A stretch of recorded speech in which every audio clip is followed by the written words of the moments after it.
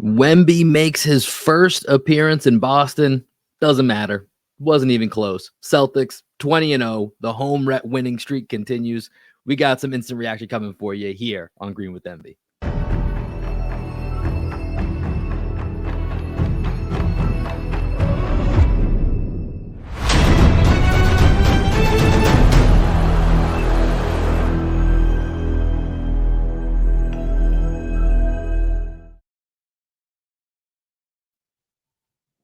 What up, what up, what up? Welcome into another post-game edition of Green with Envy. As always, it's your boy Will Weir checking in. How you doing? How you living? Joining me today to recap the Celtics now 20-0 at the TD Garden this season is my best friend, co-host, and the coach of our podcast, the one and only Greg Manakis. How you doing tonight, man?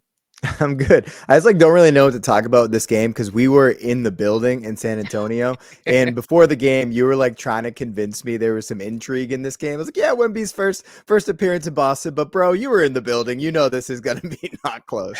Yeah, it felt that way. But number one, I wanted to make sure that because sometimes when we know the game's gonna be a blowout, we might just be like, we're not gonna do one of these tonight. I wanted to do one tonight, so it was more me trying to push let's make sure we lock in and watch some of this game, knowing that it was probably going to turn out this way. There was a part of me that was like, okay, there's no Derek White, there's no Kristaps.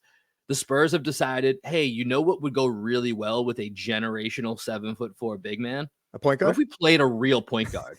And so they've actually done that. And so there was more semblance of a team tonight than what we saw in San Antonio. Kellin Johnson was back, who didn't really give any problems tonight the way that he has in the past at times. He didn't look like he wanted to be on the court, to be honest. It was, I want to talk about him in just a minute here, or at least a little bit later, because he's in a weird spot. I don't know what's going on there, but it was Wemby at the Garden. It felt like there was some excitement. So I was trying to talk myself into it just as much. You're right. And at the end of the day, Celtics, they get a big 117-98 win in the sense that 20-game home winning streak, 20-0 at home. I want to touch more on that, but let's just do it, and let's get a quick morning box score in here just to get everybody set up. Once again, the Boston Celtics win 117-98 at home against the San Antonio Spurs. The Victor Wembanyama debut at the TD Garden. Let's start with him. He had 27 points and 5 rebounds, 10 and 19 from the field, 5 of 6 from the free throw line. Only 1 block for Victor tonight, so they were able to kind of he's had some really big block games this season. Not tonight. Devin Vassell, really the only other guy statistically of note here for the Spurs. He had 21 points on 7 of 15 shooting and got to the line 8 times, knocked down 7 of those. For the Celtics, they had 3 guys who go over 20 points. As I mentioned, no Derek White, no Kristaps Porzingis. Jason Tatum, 24 points, 5 rebounds, 2 assists, 9 of 21 from the field. We had Jaylen Brown with 21 points, 7 rebounds, 5 assists for him, 8 of 16, 3 of 6 from 3. And then we had Drew Holiday, who was red hot from beyond the arc, 6 of 7 from 3-point range, 4 rebounds, 4 assists, 22 points for him. Peyton Pritchard chipped in with 12 off the bench. Greg, like you said, this is just a varsity versus JV type situation. To be honest, reminded me a lot of our men's league team a little bit, the way that this game went tonight, in the sense that the start kept it a little bit closer than it should have. You saw in the second quarter, it really put some distance between the teams.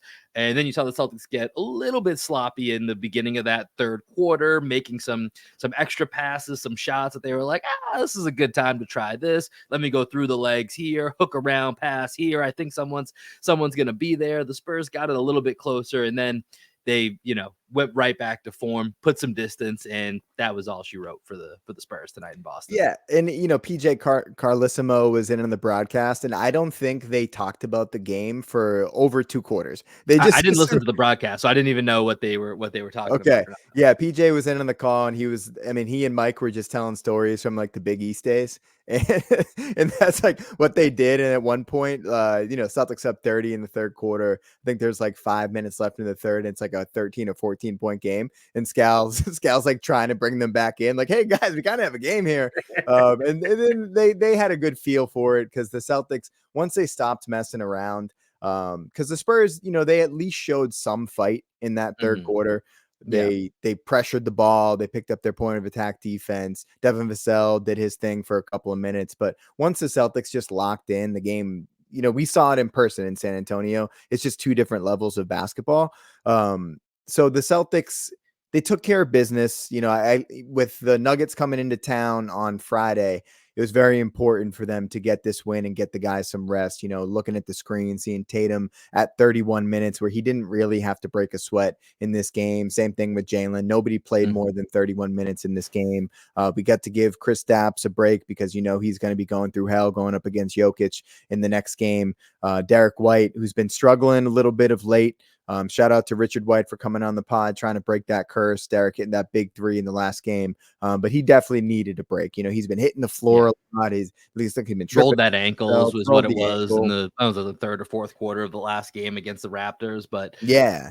So I think the Celtics just this was a great, easy win for them. And it was cool to see Wemby in Boston. He has some great, breathtaking plays and other plays you're scratching your head. 5 years from now, what is this guy going to look like? Because it's still goofy at times. Right. It's still a baby deer just fresh out of the womb, just finding his legs at times. But he's amazing, man. It was the full rookie experience of Victor Wembanyama tonight, where there were a couple plays that, the kind of Euro step left-handed layup that he had that I don't even know how he got up. And they had a couple where there was he tried to throw it up and it went over the backboard. You know what I mean? And then his jump shot looked smooth early on. He had one play that I thought was really great towards the end of the game where he had Peyton Pritchard on his hip, and I can't remember if it was Trey Jones or Vassell threw it up to him really high. And he just kind of tipped past it right back to them. Wemby just had some of those moments, but it was also, Big Nemi went right through his chest and dunked on him in the first half. Yeah. That was certainly a play, but I thought it was a fun night seeing what Wemby can be. And like you said, there's the moments where it's the baby deer, but then he still put up 27 points and 5 rebounds, 10 to 19, 5 to 6 from the line. That's pretty efficient, pretty solid number, line for a rookie right there. Didn't have the blocks, didn't have, the steals that he has some nights out there, and had 5 turnovers. So definitely some rookie learning moments. Something I was thinking about earlier is, he's going to get compared to Chet a lot out in Oklahoma City. Now that we have about 30, 40 games of each of them actually playing in the NBA, who would you choose between the two of them going forward? Probably Wemby, just because he's such a freak. Chet, it's more functional at this point. You know what I mean? He's a size of a basketball player that you've seen and that you see relatively frequently on the court. A guy that's 7'1", with Wemby being 7'5", 7'6", whatever he is. It's that freak show element, but he's the freak of all freaks, right? Yeah. So if he can reach the peak of what we hope he can be, just as a basketball fan, you got to take Wemby because he can do it all. Chet, like I said, it's more functional. The athleticism, it's a little bit more explosive. It's less goofy at this point. But Chet also had a full year to get his body ready to play in the NBA. Whereas Wemby, he's look at his frame, dude. He has a very thin waist, but even in the shoulders, when he fills out, very similar to Anthony Davis when Anthony Davis came into the league, and you look how thick Anthony Davis is now. And Wemby's he's just rail thin, man. He can get pushed around. He's like a leaf blowing in the wind. And with Chet, I think the way that he plays right now, and he's in a system that I think is doing him a lot of favors. And Wemby's not really, as you said, they just started playing a point guard. I don't even know what to make of Jeremy Sohan at this point, the way that they're using him, man. Last year, I really liked Sohan. I see him on the court now with Wemby. I'm I thought you had a good basketball IQ, but you don't know how to use Wemby. So do you have a good basketball IQ or not? Yeah, it's really tough to figure out. And that's the thing for me is the context of what Chet's in versus what Wemby's in are two just polar opposite worlds, right? Those ecosystems could not be more different right now with the talent and the way the talent operates around each of them. And one of the guys that you talked about was Kellin Johnson, right? Who just doesn't look where's the Kellin Johnson that we drooled over for a couple of years when we get a glimpse of him against the Celtics, which this is going to be one of the greatest sporkles ever, is the most recent USA men's gold basketball team. Kellin Johnson was on that team. Kellin Johnson was on Team USA. I kind of forgot about that. I saw him and Tatum talking, and I was oh, that's Kellin Johnson and Tatum have a relationship. I was wait a minute. Oh, they played Team USA together. They won a gold medal together. Of course they have a relationship. And now Kellin Johnson's coming off the bench. He shoots the ball 4 times tonight, 5 points. Very unspectacular 23 minutes of play. Like, Yeah, I don't know what's going he on there. seemed like one of the guys that had heard his name in trade rumors and is kind of playing like that because, as you said, the Kellin Johnson that kind of burst onto the scene, at least in our eyes, when he really gave Jaylen Brown problems down in San Antonio a few years back. We were just like, who is this guy? I remember like the first time I tweeted about him, I didn't even know how to spell his name. I think I called him Kelvin. Kelvin. The first time I ever tweeted about him, I was like, this Kellin Johnson guy is really good. And yeah, he didn't really make an impact tonight. He didn't look happy out there on the court. Not many people in San Antonio looked happy to be on the court. Yeah, it's a weird spot for that organization right now. Dude, and we saw this in person, dude, in San Antonio. They just like had no energy. They didn't have the energy of a team that felt like they were going to be competitive at any point. So, it's really interesting. Did you listen to the Ryan Russillo podcast with Will Hardy? I did actually. Yeah, I listened to it in pieces, but yeah, I did listen to that. Okay, do you know where I'm going with this? With like what Will Hardy said about development? I was trying to go ahead and refresh my memory because as you were talking, I remember they talked about his time in San Antonio a ton in that podcast. So go ahead with it. So I'm actually talking about what he said about the way that he's developing guys in Utah. So he said that he didn't want people to kind of just be like pieces, like play things to go around the guys that they're quote unquote developing. Like if you want to develop, you can develop in the G League. Like these guys found a way here, so they're pretty damn good at something, right? So it's like trying to figure out how to help their skill set that they have. Yeah, but it's just like everybody that's on the team is going to earn their minutes, right? It's going to be a meritocracy. We have guys that we want to develop that are the young guys, but we can't have some of the other pieces feel like they're just here for a temporary stay and they're here to help the development of everybody. We're developing everybody at the same time and we're developing habits as a team. And I really like that perspective because when you watch San Antonio, it does not feel that way. It doesn't, it feels like they're very much trying to figure out what pieces are going to actually fit around Wemby. And I don't think guys are happy with that. To me, the Trae Young rumors that have been floating around there, when I watched that game the other night, and Trae had that interview, I immediately tweeted, I was like, confirmed Trae Young to San Antonio, because that they need to pair Wemby with a point guard who's not Tre Jones. Tre Jones is a functional point guard, so he makes Wemby look better. He looks this good with a league average to below average point guard tells you all you need. And imagine if you get Trae Young, who's maybe the best lob thrower in the NBA. If you get him with a 7'4" guy that has countless opportunities that are being missed right now. And you don't want that would be a big time shot. At this point, right? I kind of get it. You don't want Wemby going up for 10 lobs a game with guys that don't know how to throw lobs. Because if that's the offense that you're building, you're just setting him up to get hurt, right? If you're going to have Sohan, hey, Sohan, you're going to develop and pick and roll, and I want you to read where Wemby is and throw that to the corner of the glass, and he'll go get it. If he doesn't know how to throw that lob, you're putting your best player in your franchise's future in jeopardy by having him run pick and roll with someone who doesn't know how to pick and roll and throw lobs, right? So by putting Tre Jones out there, you're at least getting somebody that isn't going to hurt Wemby and can develop that part of the game. And any other time, you just see Wemby kind of popping out to the 3-point line. And it just seems like they're going through the motions of basketball and not actually competing at the game of basketball. Yeah. Weird vibes in San Antonio. We'll see if maybe Kellin Johnson, who we started talking about, maybe he'll be somewhere else within the next month or the next couple of weeks. So we'll have to see.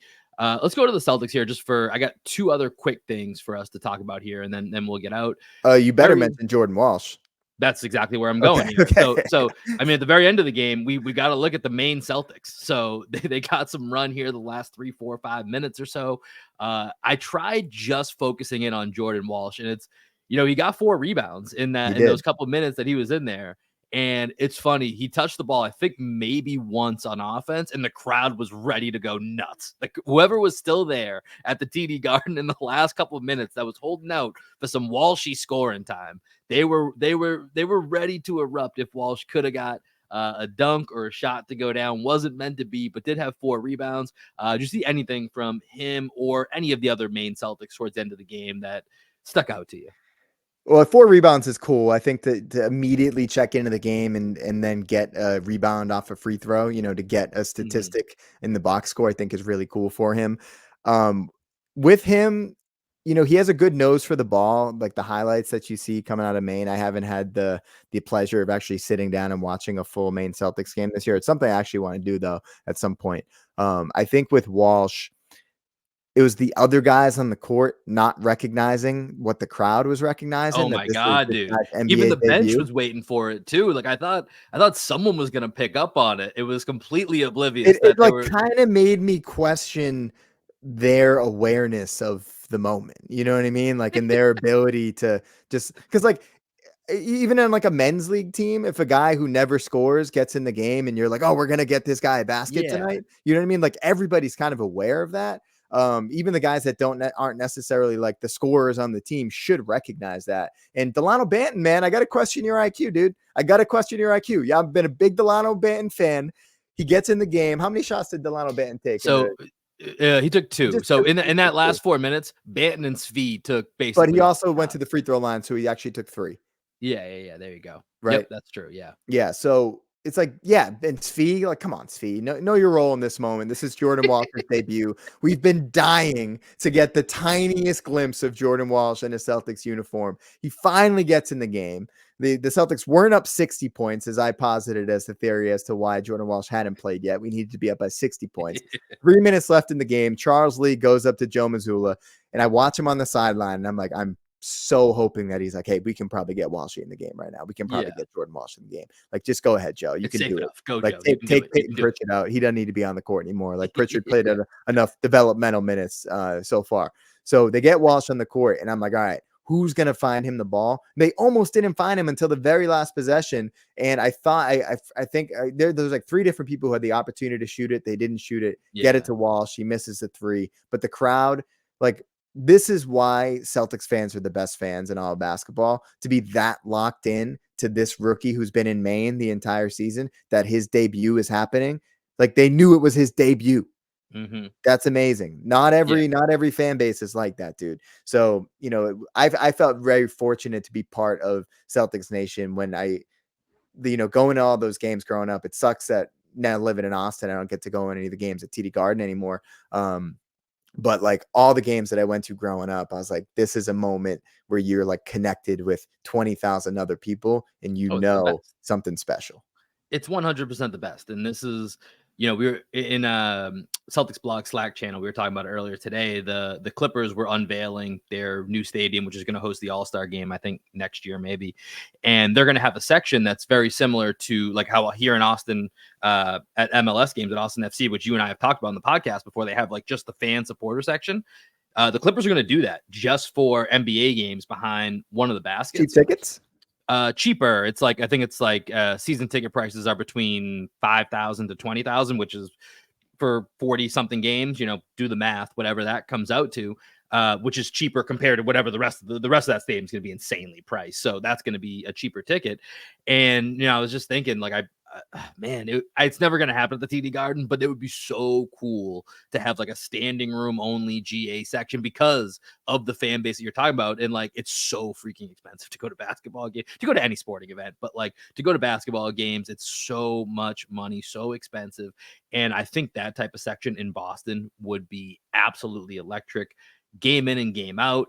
And this brings me to the last point that I want to talk to you about today, Greg. So we're now 20-0 at home. Like that's extremely significant. Did you Right? see the Celtics broadcast with, I forget how much time was left, but like a significant amount of time left in the game. They had the Celtics record at home and it was 20-0. So in my head, I was like, wait a minute. I thought we were 19-0 coming into this Yeah. game. They just like, this is a dub. This is a This dub. game is over. We're Yeah. putting this one in the books, but 20-0.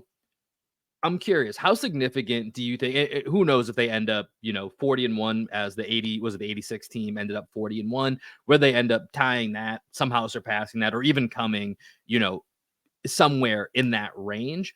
How significant is it for this team to be this good at home, especially given that they've been right around 500 as a playoff team at home the last 2 years? Does this mean anything to you, or is this great, but it doesn't? We got to see it in the playoffs. They've had good home records the last 2 years, not to this level, but they've had good home records. I think it's very significant, man. There have been a lot of games where, even Jalen last year, was it last year in the playoffs where he called out the crowd where he was Yeah. like, "Hey, like we need more from you," and Celtics fans are like, "Well, we also need more from you guys." You know what Right, I mean? right. That's which was the perfect response. It was like, cool, Jalen, but also watch that left hand, bro. Yeah, watch that left hand, and also like let's not come out sleepwalking in the first quarter Yeah, and third quarter of some games. You know what I mean? Not Jalen. Jalen always come out like shot out of as a a cannon in team, the yeah, first quarter as a team, and that's one of the things about some TD Garden crowds is that sometimes you need the spark from the team to get you going, and sometimes mhm, the team needs the spark from the crowd to get the team going. And I think it's like kind of falling into the perfect range where going to Celtics games feels like events again, which is why I also think it was important for the team to kind of switch it up in the offseason, bringing in Porzingis. exactly what I was thinking. Okay, It's new, right? It's that right. new feel. So last year, and I mean, like no offense to Malcolm Brogdon, that's not the spark that's gonna last more than like opening night, right? Yeah. Like, and then you're kind of like, all right, this is basically the same team, a little bit more scoring on the bench. That's about it. But other than that, we had that same feel of, okay, this might be a night we get some Marcus hustle moments, and then it's the same But energy, even like same team. watching Marcus throughout the years, as much as I love Marcus, you watch him so much that then you could tell the performative Marcus hustle, the Yeah. fake hustle versus the actual hustle. Whereas like, all right, Marcus just dove on the floor just to dive on the floor. Like there was no real purpose to that. And like Mhm. when it gets to that point, when fans aren't even really reacting to the fake hustle anymore, because we know that it's fake hustle, it's performative in that moment. That's when it's like, okay, maybe this is getting a little stale. Yeah. And I miss Marcus. So seeing him play in Memphis, where it's new to them, I bet it's awesome. But it's awesome watching Marcus It Smart was in awesome Memphis for with the about 2 Celtics. weeks while they were fully healthy. Now it sucks Right. again because everyone's Right. hurt. Dude, but they have 15 wins now. They're like kind of right back in the thick of things into playing. Who knows what's gonna happen? And I just think like that fresh energy coming in, like as much as we loved the Celtics with Antoine, that was our best team when we were kids and in high school. When we got KG, like it was just so different. Everybody was like, Mhm. "Holy shit, we got KG!" And it's not the star power of KG, but bringing in Porzingis and Holiday in the same moment while bringing in a new coaching staff, bringing back Sam Cassell, the way that they brought back Garnett and Pierce into the practice facility, and they've been around the team, and it feels like Celtics Nation is like, okay, to get these young guys over the hump, maybe we all need to come together, and it's not just Yeah. like relying on transcendent performances from guys that if you saw out out in the club, you'd be like, oh, you're kind of annoying because you're so young. You know what I mean? Yeah. Like stop while you're 23, 24 years old, but with Tatum and Brown were over the last couple of years, that's so freaking young as human beings. Right. And we just expect them to win championships at that young of an age. That's insane to think. Like we need to get behind them. And I think Brad Stevens did such a good job of rallying the entire organization, which then rallied the fan base behind the guys. Yeah. And the fact that it feels new, and it is new, like this team feels drastically different than a 57 win team from last year. This team feels drastically different in a very positive way. And I think that's what makes this 20-0 significant, right? Like it doesn't feel like it's ho hum. Like this, it feels meaningful. I don't know how to like it's a little bit subjective, but it just feels meaningful. Like you can feel in some of the games when it gets close. Like you think back to that Minnesota game, like you could tell that was different, They right? don't want to Like lose. They don't want to be that's what I'm saying. yeah, they don't want that undefeated record to go away. And then going up against the defending champs, a team that if Jason Tatum doesn't sprain his ankle, we probably play in the finals last Exactly. year. I think this is a real test for them because they're going to want to come out and play. And I think it was really meaningful that the Celtics sat Porzingis and White coming into this Yeah, game because the game on Friday is the game that matter. and that's gonna be electric, man. I mean, Nuggets, Celtics, what a lot of people think is going to be a finals preview. And they just came off a tough loss against the Sixers last night as well. Uh, I guess last thought, because just to kind of set up that game. Yeah.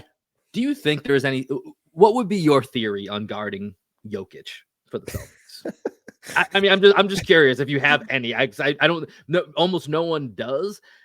The only thing that I'll say is that, and I got to do a deep dive on this to see if it's even true. I feel like there's probably a threshold of like 5 assists or less. That if you just make Jokic a scorer because he doesn't want to, he can. He will. He doesn't want to.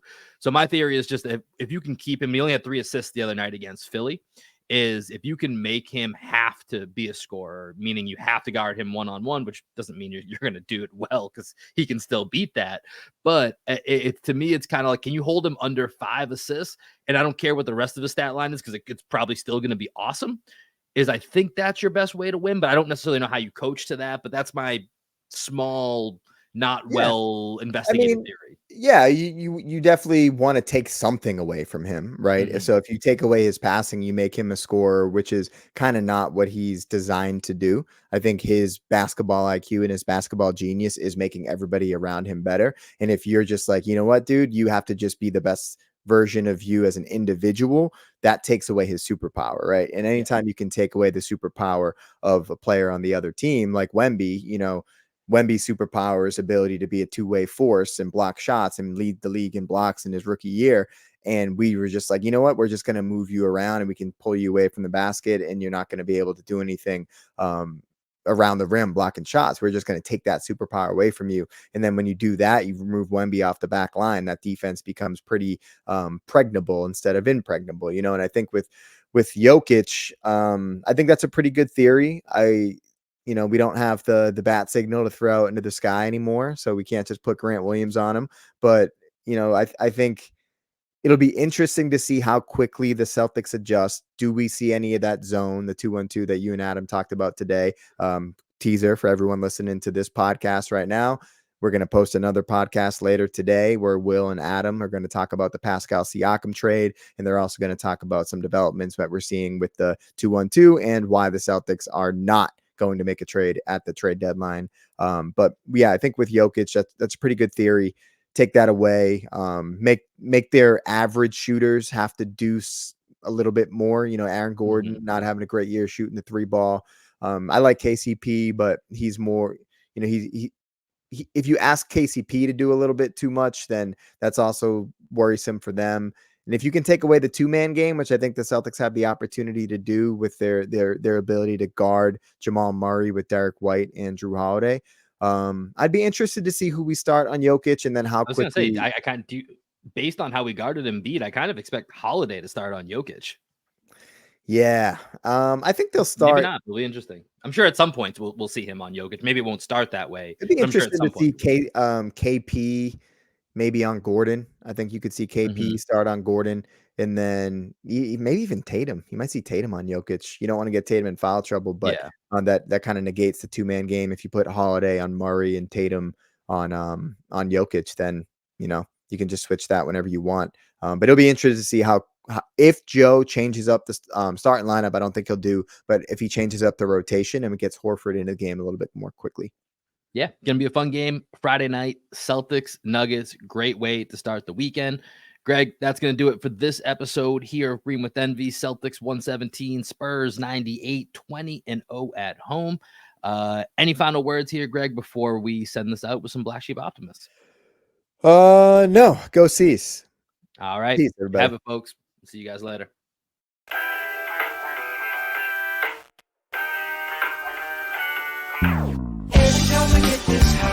I lose my mind. It don't take much no more until I hit the floor. Every time I get this high, it's you I find. It don't take much no more until I'm at your door. You cut me to my core, baby. What can I say? You got me on the floor. You know I came to play.